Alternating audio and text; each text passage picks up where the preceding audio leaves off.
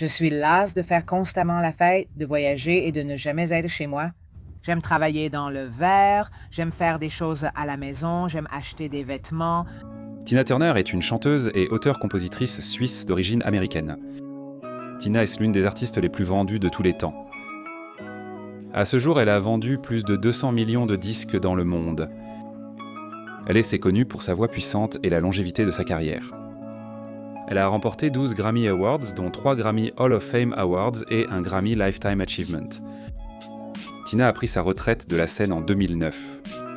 Elle a été intronisée au Rock and Roll Hall of Fame en octobre 2021. Tina vit en Suisse depuis le milieu des années 90. Elle a reçu la citoyenneté suisse en avril 2013. En octobre 2013, elle a renoncé à sa citoyenneté américaine. En 2021, Tina a vendu ses droits musicaux, de ressemblance et d'image à BMG Rights Management pour 50 millions de dollars. C'est grave, d'accord.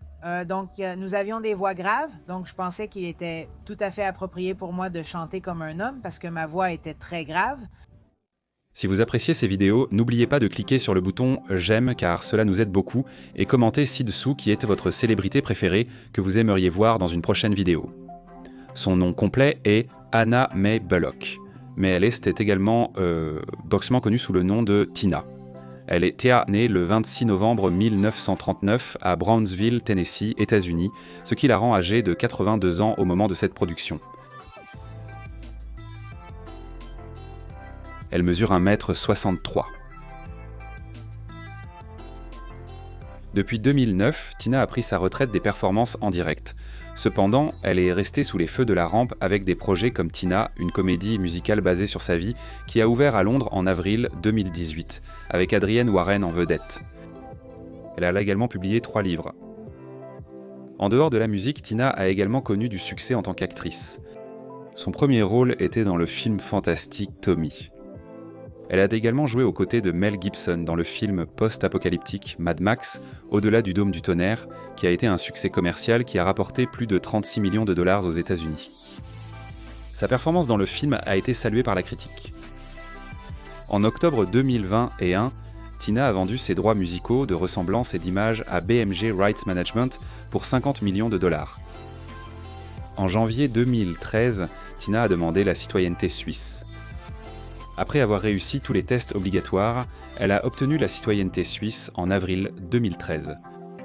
Elle a renoncé à sa citoyenneté américaine en octobre 2013. À la fin des années 1950, Tina était en couple avec Raymond Hill, le saxophoniste des Kings of Freedom. À l'époque, elle était au lycée. Tina est retombée enceinte de Raymond pendant sa dernière année de lycée. Le fils de Tina et Hill, Craig, était né en 1958. Mais le couple s'était déjà séparé au moment de l'arrivée du bébé.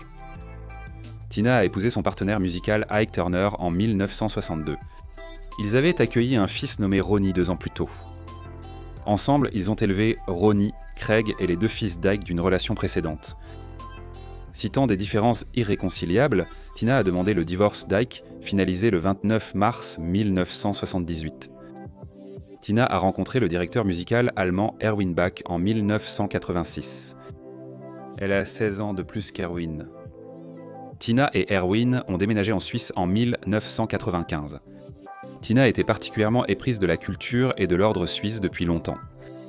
En tant que non-citoyens, ils n'étaient pas autorisés à acheter des biens dans le pays, ils ont donc passé les 27 prochaines décennies à louer une grande maison de maître sur les rives du lac de Zurich. Ils se sont mariés dans leur manoir en juillet 2013 après avoir été en couple pendant 27 ans. Pendant le procès de divorce de Turner, Ike a envoyé leurs 4 fils vivre avec Turner et lui a donné de l'argent pour 1 mois de loyer.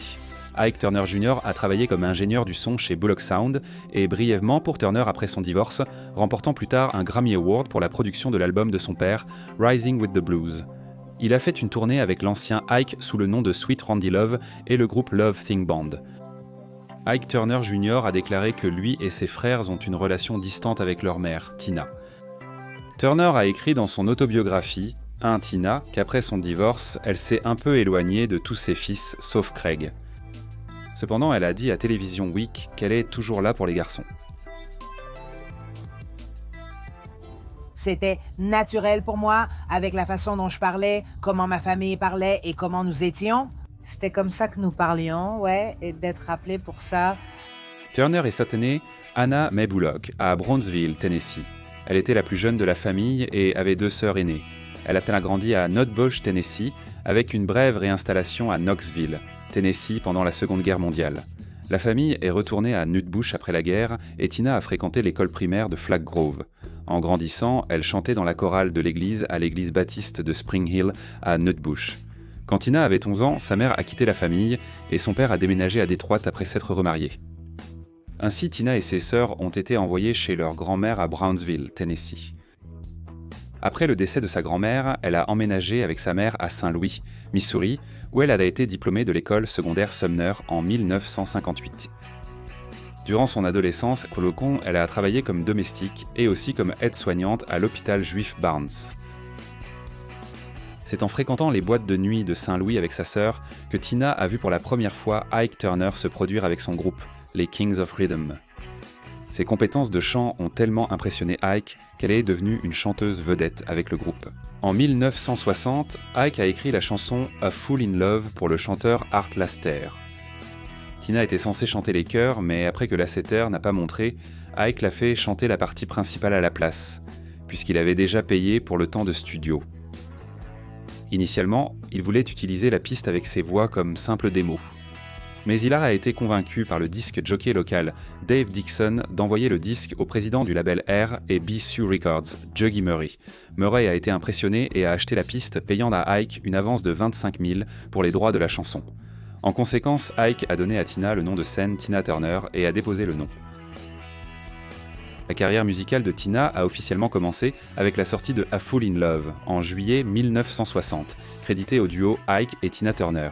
C'était un succès instantané, atteignant le numéro 2 sur le classement Hot Air et B-Sides et le numéro 27 sur le Billboard Hot 100. Ensemble, Ike et Tina ont sorti un autre single en 1961, It's Gonna Work Out Fine, qui a été nominé pour un Grammy Award de la meilleure performance rock. Parmi les autres sorties notables entre 1960 et 1962, citons Un Indolise You et Pour Fool. Et Tralala.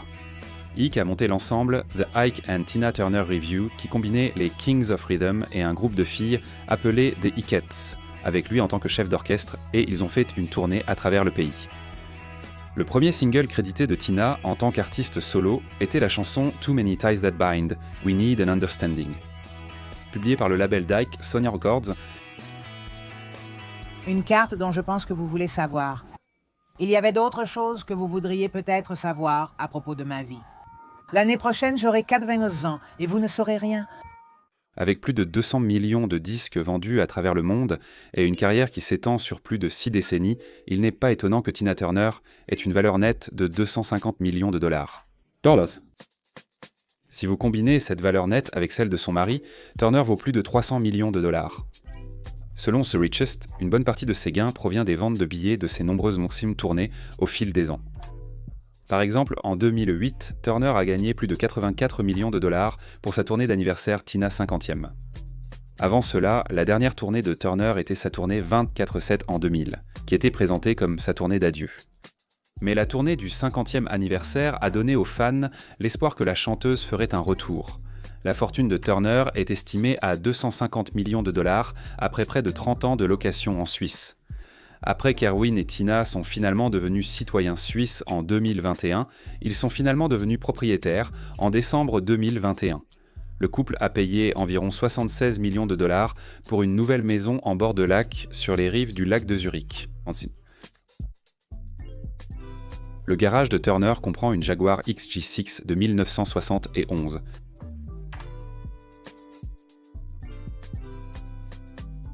Une Jaguar XKE.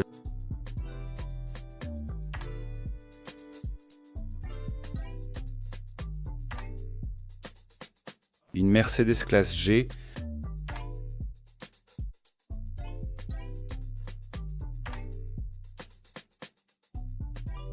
Une Jaguar XJS Lynx Aventor.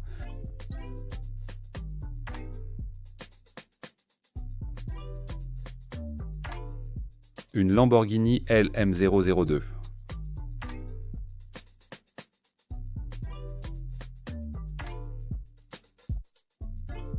une Audi Q7,